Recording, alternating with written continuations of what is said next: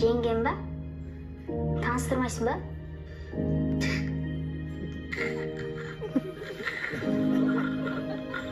Танысып қойдық.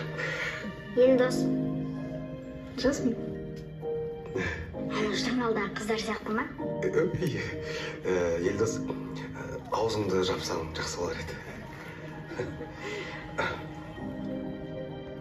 Қайда бара жатсыңдар? Маңызға баратқанбыз. Бірге барсақ бола ма? Иә, әбден болады.